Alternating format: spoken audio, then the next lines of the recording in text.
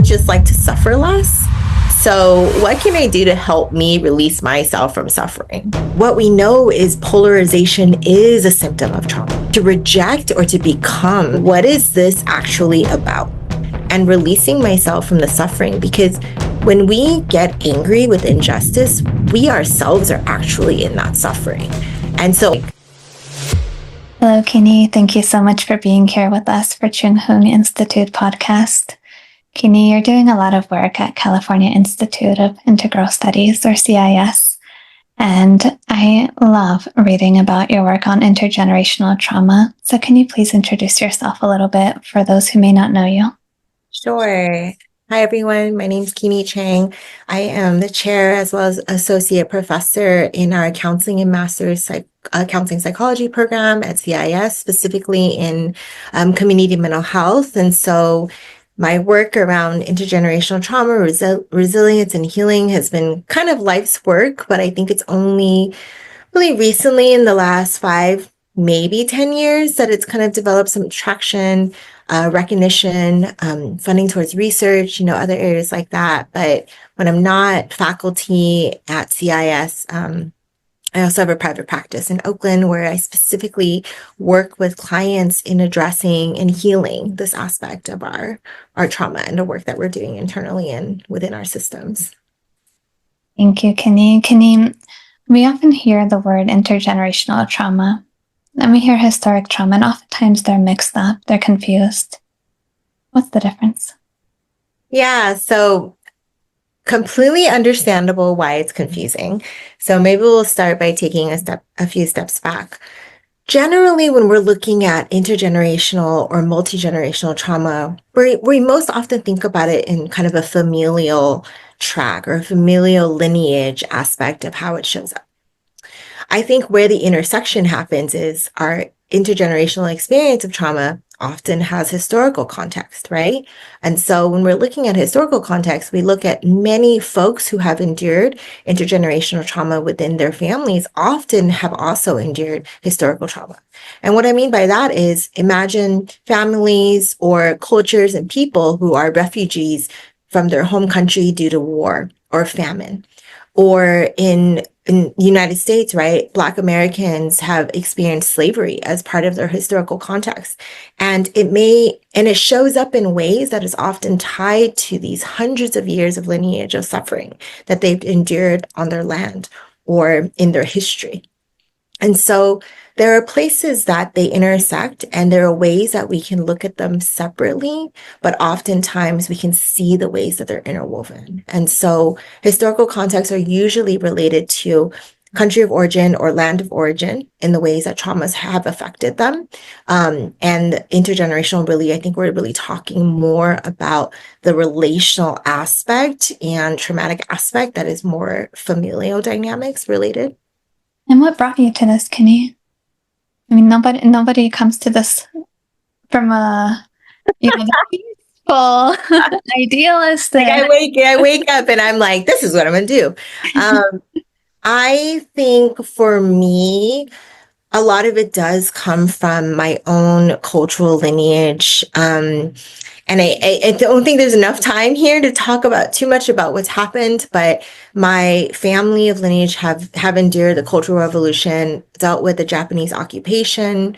My grandmother told me the story about when she was 7 and she actually had to hide in open graves during the Japanese occupation, and that she was displaced from her family and was orphaned for years, right? And so this is an example of historical and intergenerational trauma and the ways that it showed up in our family dynamics. And I was particularly close to my grandmother.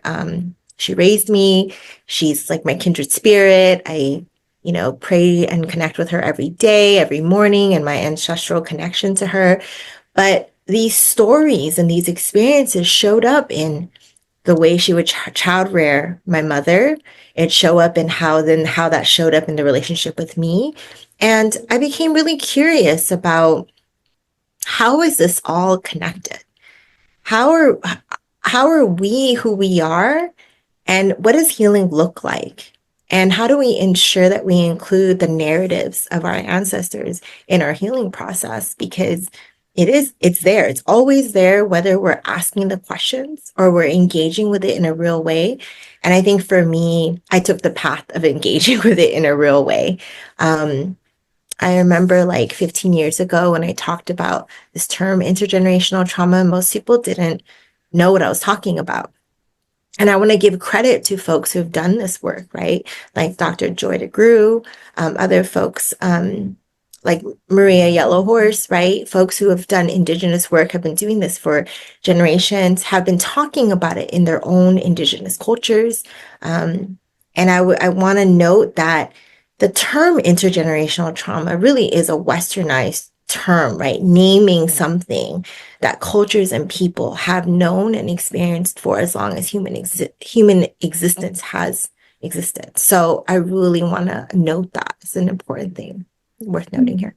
Yeah, I was curious if you can talk about your culture and the way that that's worked in like your birth culture. And then now, I mean, you are partly Western now. Yeah. Tell us how does that work? And Um, and can you name like what is your culture, original culture? yeah, so I am Chinese American. So I'm first generation born in San Francisco here in the United States. Both of my parents were born in Hong Kong. And again, talking about escaping the Cultural Revolution or communism, my grandparents are from Shanghai region. And so during occupation, those were regions that were famine, there was war, there were people were being captured, right? Particularly if you owned any land, if you had any like businesses, right? And within communism, everything was taken away and then equally distributed, right? And so people lost everything and they were rationing like a cup of rice per family a day, things like that. And so I identify as Chinese American and I speak Cantonese, but my cultural origin is really Shanghainese. Yeah. How does the intergenerational work happen there? Um, I suppose this piece around resilience and trauma really go hand in hand for me. And I'll share a story about that. So growing up, it's not uncommon that I'll make things like dumplings with my grandmother or cooking with my grandparents or my mom, but more so with my grandmother. And she would share these stories, right? I heard about this story about her hiding in this open trench, right? While making dumplings. And so it's a very interesting experience to be doing something so warm and heartfelt and sharing and connective, and then talking about and working through in some ways this experience that she had as a really young child. And I don't think I'm alone in that experience. I hear a lot about folks with in their culture and the way that it shows up, which is like it's almost like you're healing through dumpling making and the resilience is happening in that, but you're actually sharing about something really painful, right? And so I think the difference here is that I wouldn't consider that trauma bonding because that's something else we could talk about, but there's an aspect of trauma bonding. But I actually think this is like narrative, relational trauma storytelling happening in healing through cultural resilience. Is sort of what I felt that experience was what was happening when I was little. And I couldn't name that was happening when I was little. And I think it isn't really until I started researching this and stepping into this work. And I suppose I use this example, but there are many, many, many examples like that. And I suppose that's what brought me into the work. I love that. I'm from Ukraine, and I remember my grandmother also over dumplings. I learned so much. These are like this universal thing. Yeah. I think dumplings might be the new therapy, actually. Yeah, like dumpling therapy. I'm just going to write some research on it, do like a controlled study, and we're just going to like make and eat dumplings and do the whole process. Yes. Kenny, I'm curious. So, a lot of people who have gone through intergenerational trauma, they work on the healing and they work on it with their new families, right? Like if they have kids, they get married, etc. But yet, the family of origin, maybe parents, grandparents, oftentimes they neglect the healing there. they still have that anger and yet they preach healing. Can you talk about that? I'm sure you must have seen that in your practice. Yeah, absolutely. I think what you're talking about is the child, say we're talking about the grandparent, the parent, and the child relationship, right? So let's say the parent relationship with the grandparent is the parent's trying to break a pattern, usually, right? They're trying to resolve or break a pattern in their own child rearing with their children, right? But how they're doing it is by, in some ways, rejecting what it is that was, or something that they didn't agree with, or they found hurtful or painful, and making a decision to say, I will never do that to my child, right? Or some version of that. And what we know is polarization is a symptom of trauma, right? To reject or to become is actually a symptom of what often happens when we've experienced trauma. And so healing happens in the nuanced spaces, not the rejection of. And sometimes healing doesn't necessarily need to happen with the parent and the grandparent relationship. There are times where that's not possible, right? The wounding's too deep, or the grandparents deceased, or they're in a different country of origin. There's a lot of reasons why it may or may not be possible for the parent.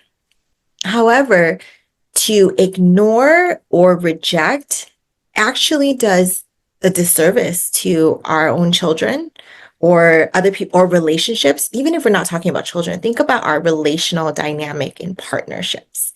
It shows up there before it shows up in our kids, right? Because they're all attachment and they're all connected. And so I think healing in that journey can happen within ourselves, but in our chosen communities. It doesn't have to be the parent, in which the parent that has caused them hurt or harm. I think it's helpful, but I think there's an understanding that that's not always possible. But to be able to acknowledge and see, am I rejecting or becoming? And where's the space in between? And what does that healing look like for me? I also want to acknowledge that love and rage they sit in a very similar place, right? One Um, couch. yeah, they really, because if we think about it, love and rage are both really passionate emotions. And passion is kind of at the heart of human beings and existence, like, right? Our drive, our love for our children, our passion for our work, our wanting to make a difference, right? And so I think embracing rage is an important part of that healing process. Of course, acting out that rage can cause a lot of pain and suffering to others, right? And I think we've been there when we've dealt with our own trauma, but how do we have a conversation with our anger? And that anger isn't a bad thing. Our society treats anger like it's quote unquote bad, and it's not. Anger is an emotion just like any other emotion. And so how do we have a conversation with it? Because that's the place where the work needs to happen. How do we do that, Kini? Well, I think being really honest about what you're angry about, number one. Most people actually have that covered, but it might sound something like, oh, I'm pissed off that my parents did this, or this happened to me. I feel like this is really unfair. And so naming it actually isn't the problem, right? Moving it may be the more difficult thing, because we can get really attached to anger and our righteousness around anger, right? We feel like there's some injustice happened. And so I think teasing out that piece around letting go of the ego and letting go of the righteousness that's associated with the anger is really important. And I would say that that's a practice. That can be a spiritual practice, that can be a psychosociological practice, that can be a community practice. So there's a lot of ways to move that, but I think that discernment of ego, anger, righteousness is an important place to begin teasing apart. What is your method, Kini? When you feel somebody wronged you or something goes haywire and you're Yeah. um I've spent a lot of time depersonalizing the experiences of others to and attaching that as my and that is for me a spiritual practice, I think. It's psychological, but it's spiritual. And I think about kind of the work that the Institute is doing, right? The science and the Buddhism and the psychological aspect. And yet there's so many places that that's interconnected, but also the beauty of that, right? Our spirit and our mind and our brain are actually one, aren't they? And so for me, it's the practice of every day letting go, the practice of meditation, the practice of speaking to my ancestors for wisdom, um, checking in when those things happen about what is this actually about, right? Asking the questions and inquiry and releasing myself from the suffering. Because when we get angry with injustice, we ourselves are actually in that suffering. And so I come from the motivation of like, I would just like to suffer less. So what can I do to help me release myself from suffering? In turn, hopefully, other people's suffering. Right. It's so true. I know my master oftentimes says to people, she's like, how can you be happy if the person in the room is unhappy or the neighbor is so depressed? Now, when we look at our world, why would we want to cause harm to others? Yeah. Because that's only causing us harm. Right. Again, noting this is way easier said than done. So for some people, it is a lifelong process, and that's okay. I think it's a worthwhile one, especially when we're talking about our future generations or people we come in contact with or what gives us purpose. Have you ever seen anyone really overcome intergenerational trauma, Kini? What do you mean by that? Meaning like it no longer has a charge of suffering or Yeah, it no longer has a charge and they don't pass that on to the next generation. yeah, I absolutely have seen it. And I think that's the beauty of the work that I get to do, right? Like I get to be a healer in that work. And so I have seen my clients get better. I have seen their relationships with their children, with their partners, with their parents or chosen parents, right?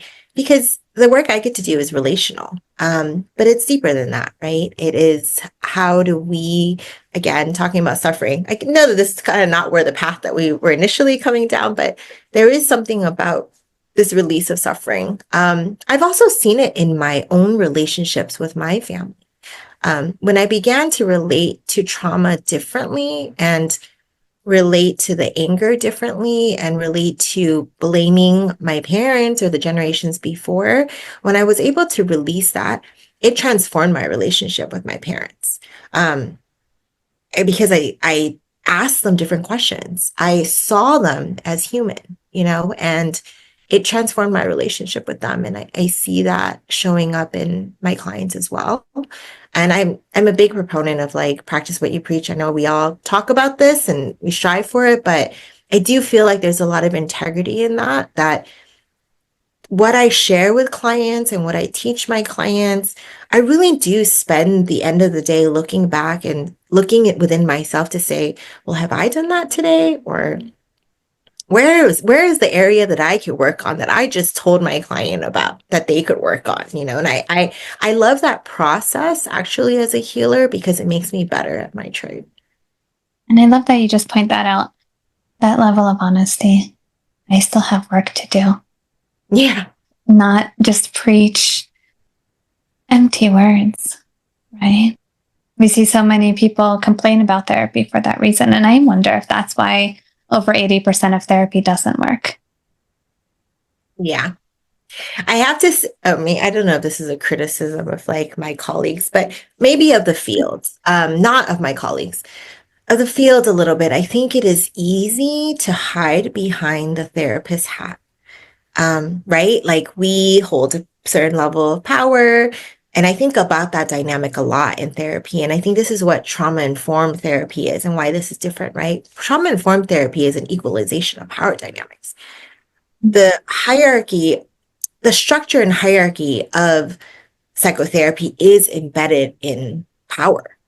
And so to dismantle that is really important, right? Because you're doing relational healing. So if you're doing relational healing, then having that as an understanding, then the way that you step into this work is important. When I introduce therapy to potential clients, I let them know right off the bat that they come in as an expert of their own lives in many ways. They've lived X amount of years of their lives, right? Sure, I know a thing or two about certain sectors of life that we're trying to work on together, but they're bringing all of that. And so I, in some ways, see us as both experts coming together in this healing process. And I really try to dismantle that power dynamic because that's, I think, the beauty of the work.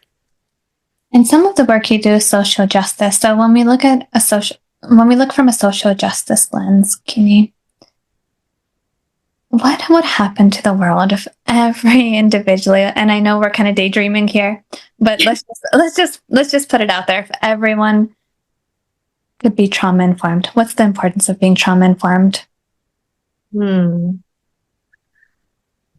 So we're saying that then the baseline is that every single person has an understanding that we have all endured something in our lives, and we don't know what that may be about someone else, but there's an understanding and compassion that everyone has endured some level of trauma or suffering, right? And so you're asking then people to not just be empathetic, but to have an empathy for all beings. I think that's a really tall order, given that like Buddhism actually does like that is a philosophy, isn't it, in Buddhism, like about this place for all beings, right? And having, well, you can explain to me what that is, but that there's an way to acknowledge and be with and honor that wherever you are in that you come with something beautiful and you have a contribution, and that includes all of your story and all of who you are. I don't know if our society is able or willing to do that as we are not. And I don't know if I hope or like to believe that that's possible. I think on a global scale, it's a lot more difficult. I think on a community scale, it's much more possible. And why I say that is, and I talk about this in like collective healing work, right? I like to believe that if we're able to do it in smaller collectives, that there's a ripple effect of that, right? And the ripple effect then affects people that I don't even know that it's affected. And that to me is enough. That to me, knowing that there is a ripple effect of collective healing because we started in a smaller community or even a dyad or a triad, that's meaningful. It's such a strong belief for us here, even at Chung Huong Institute, because we say often, like even one tiny lamp, right? One light can light hundreds of thousands of infinite flames without ever being diminished. Mm-hmm. And that's the same with us, right? Like here we are having this conversation. One person hears, say they get impacted, then that impact will go on and on and on and on and on and on. Yeah. So I think grounding in that, right? Sometimes we maybe lose sight because we see the global goal of what we want it to look like, but being able to go back to this, to the light, to the witness, to the touch, to the caring moment where it made a difference in someone's life, like that's actually where the work is. I think we can get quite disheartened and overwhelmed and burnt out for sure if we're like, we want it to look like this on a global scale. Like we have no control over how it looks like on a global scale. We barely have control of our own lives. Yeah. And I wonder if we just react a little better, or maybe that's not the right word. If we respond instead of reacting, right? That rage. Yeah. So we have a little ritual here. Surprise. The previous guest asked a question to the next one. So you have 2 questions. Lucky for you. Okay. Your questions are from a psychotherapist in Maryland, Baltimore, Maryland, named Shelby Milhone. So Shelby wants to know, 1, how do we promote and participate in collective healing during a time when individualism is a norm? Well, Shelby's talking about something that is a very Western approach, right? A very Western philosophy around individualism. I would argue and say that individualism may not be the norm. It is the norm when you grow up in this culture. I would say that I grew up in a biculturally, like bilingual, bicultural, and I don't even know where things start and where things end there, and I don't try to figure that out. But I would say I grew up in an individualistic and collective community, society, family. And at times, this has caused tension because and this tension is important because I think many of us maybe are experiencing this tension. And the tension isn't bad. And I wouldn't even say individualistic versus collectivistic is bad. I think that's the place we need to address the divisiveness, right? Or the dichotomy. It's not a dichotomy. There is a place for both. And so if we hold individualism and collectivism as siblings or partners, then I think the question is, how do we interweave them versus have them be places that they fight each other? And so I'll give an example. Um, a pretty collectivist like example of like say cohabiting in say in my household is it's not uncommon that my grandparents, my parents, my siblings, and their children live in the same house. They might have like different units, but they ultimately cohabit under a same unit. And or to have the children move out and then eventually have the parents move back in and they take care of them, right? And then we have meals together. Like this is not an uncommon thing in say Chinese culture. However, it might seem quite foreign in individualistic communities, right? And so that they have the nuclear family, they live elsewhere, they might live in the same city, but they have like scheduled visits for meals, things like that. Like it's very structured. And there's a value in individualism. And I think what we can see when we're able to integrate or merge the two is space for both. So I'll give an example. My mom used to never knock on my door before she comes in, like never. And it was in grad school. And I'm like, Mom, like I'm like trying to write this paper, I'm trying to study, and she would just be like, "Are you hungry? Are you this? Do you want to do like it's just no boundaries or what we call no boundaries?" But in my mom's eyes, she's like, "Oh, I'm giving like this is a loving gesture. Like I'm trying to like nurture my child. I'm trying to give her what she needs. Like I'm trying to check in before she even needs it, right?" And I was experiencing it like this invasion of personal space. This is a prime example of like collectivism and individualism and conflict. And we came to a happy medium where I was like, okay, Mom, I love you so much. Thank you so much for wanting to bring me food every 30 minutes. I don't need to eat every 30 minutes, but I totally understand why. And I told her, like, I just need this time to like finish writing a paper. And I can't focus when the door is being knocked on like every 30 minutes. But I completely appreciate this merge and wanting to nurture me. And so there's this in this moment, like I'm acknowledging our collectivism. I'm acknowledging the love, the nurture, the support, the engagement, the way that she's wanting to bond with me, right? And also helping her helping and communicating to her this really important individualistic aspect that helps me be able to accomplish what I need to accomplish.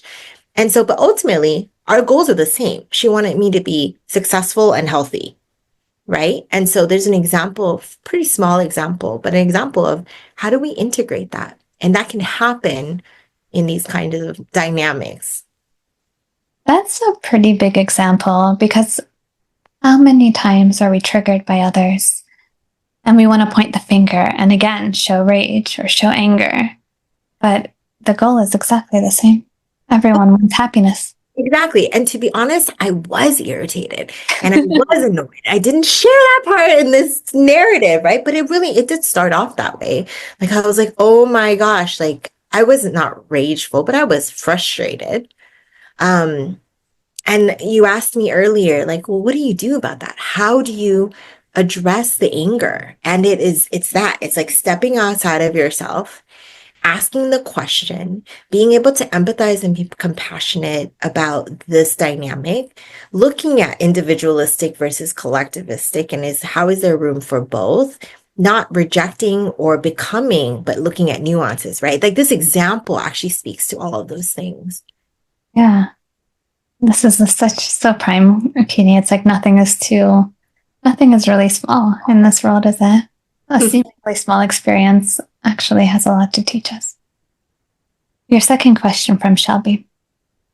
How can a therapist's intergenerational trauma show up in the therapy room? And what is one step that they can take toward healing those generational wounds so that they can more adequately help their clients? Is Shelby asking about their own intergenerational trauma wounds as a psychotherapist? Yeah, the therapist's intergenerational trauma shows up in the therapy room. Mm. I have seen this happen actually. And something we talk about in psychotherapy is transference, right? So your client may experience you, particularly if you are maybe a particular age, remind them of somebody that is in their own family, or maybe it's just a projection, right? Maybe there's something happening that was said or done. And so I would say it is very possible and likely that that will show up and it will cause that countertransference. And in this case, Shelby's talking about my own intergenerational countertransference. I think so fundamentally as psychotherapists, I think one of the things we learn pretty early on is, am I experiencing countertransference, right? Hopefully, with some development of our own skill set, we can answer yes or no. And if we are affected or triggered, the answer is going to be yes. The work around, so we address that in the way we typically would, I think, with the client when we're noticing our own countertransference. The work after that, though, around the intergenerational piece happens in your own psychotherapy, right? You we have a responsibility, right, to reflect upon and go to consultation and go to our own therapist to look at, well, what happened in that session? Why was I so upset or triggered, or why did I feel defensive, or what was this thing that happened with me and my client? And if you're able to identify that it's intergenerationally related, of course, we go to our own psychotherapy, probably go to somebody who's like, has experience in treating intergenerational trauma. I think it is a particular niche area, and even very, very skilled trauma therapists may or may not look at this particular lens of trauma. So I think it is important to go to a therapist who is culturally attuned, who understands this as part of cultural lineage and experiences as part of their trauma treatment. And they'll probably be able to come back into the space with clients and probably future clients too, because if they realize in that moment, it might have been happening with other clients, it might have been happening in other areas. So I think that's such a breakthrough for a therapist to notice that and to see, wow, like there's a really specific area that this is being affected and it's coming through. And I imagine it's actually going to be a really healing experience for this therapist. Is there something happening in the field right now, like any work, any research maybe you're doing or that you've come across that is going to illuminate intergenerational trauma for the world a little bit more? I think we are writing about it a lot more. I think we're reading about it a lot more. I think epigenetics has been a huge breakthrough around this. You have to remember that in the world of genetics and epigenetics around specifically psychotherapy, is that we really only looked at organic impact around mental health disorders like schizophrenia. But we know now that trauma impacts our brain on a biological level, right? It can shrink our hippocampus, it affects our amygdala. And so if it's changing our brains, not just hormonally or activation wise, but also physically, it says a lot about what trauma is doing to us. I mean, the good news is you can reverse that, right? Our bodies, minds, and experiences, we can heal ourselves. Just like when we get a cut, our body's natural inclination is to heal itself. So healing is, of course, really possible. I'll make a side note and come back to this, which is why did defenses happen, right? Defenses actually occur as our bodies attempt to protect us.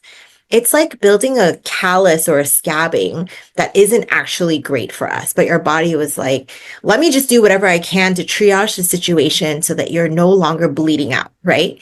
And so sometimes we go back to do the healing work because we have to clean out some old wounds so that it can actually heal the right way. And so defenses actually are important, and we don't want to rip them away because they did something to protect us.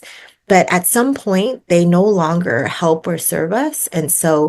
And I think there's like a second level of healing or multi-level healing process in our life journey where we're like, oh wow, that's not working anymore. And then we have enough insight to go, oh, what I really need to do is really go in and clean out this wound so that it can heal properly. And I think in some ways, trauma healing is like this is like a new rendition of trauma healing, you know. Um, but epigenetics has really opened up our world to understanding trauma in a really different way, recognizing it in a scientific way, looking beyond it. Like trauma started off PTSD from like war, right? But now we see that vicarious traumatization can be equally as experienced as something happening to us. We can have similar trauma experiences. And so the more we're learning about it, the more we're doing research around it, the more that we're acknowledging and naming the aspects of it that have always been true, but now we can like talk about it in this real way. I think the possibility to heal it is just more expansive. I specifically use a form of EMDR. It's attachment informed intergenerational EMDR. Um, it's founded by Dr. Mark Brain and Laurel Parnell, and this rendition of EMDR really only started in 2015. So it's a very young, many ways a young version of EMDR therapy, right? But it really was targeting this particular area of trauma. And so I was one of like 9 people to train in the United States and really, really early on. I flew to the UK to be trained in it. And it's been, I think, an access point for healing trauma in this particular area that's shifted the work that we're doing. What's the difference between that and the EMDR that everybody may know? Um, well, I would say EMDR is, we look at traditional, like the EMDR that first started by Shapiro, as single event kind of trauma treatment. Of course, EMDR has evolved a lot since then, and complex trauma can be treated, even borderline disorders can be treated, etc. But this particular form of EMDR is looking at attachment and looking at the intergenerational relationship. So it's really looking at the pathway of healing that's associated with how trauma has been intergenerationally passed down. So it's what we're targeting in the trauma experience or trauma memory or how the trauma is showing up. And so some people don't want to or need to heal that. Like they're like, their traumas are other things, right? Their trauma is a car accident, or their trauma is like falling into a pool when they were 3 and almost drowned, right? Like it's probably not an intergenerational trauma treatment need. But for some folks, there are things coming up in therapy where it is very clearly tied to their lineage, or they're having dreams and nightmares so there's a transpersonal aspect. So I want to note that this pathway of treatment actually has a deeply ancestral and transpersonal component to the way that we're doing therapy as well. Thank you so much, Kini. Kini, if people want to see you as a therapist, read your work, or just communicate with you in any way, follow up, how can they do so? I think the best way to reach me actually is my Instagram or LinkedIn. I know not everyone's super like active on their social media, but I am. So my Instagram handle is wellness with Kini. It's one word, and I actually respond to my own DMs. So it's not a bot and it's not an assistant. And so to me, it's really important to engage with folks in a real way. So you can reach me on Instagram, wellness with Kini, or my LinkedIn. If you search my first and last name, you can find me. I also have a website. So I actually will be changing my website because I'll be building out a group practice. So I'm actually developing a training program as well as taking on associates so that I'll be expanding my practice so I can train more therapists to work under my license to be able to do this work. So I'll be shifting my website to a larger practice. Amazing. Thank you, Kini, for being here with us today. You're so welcome. It was so great.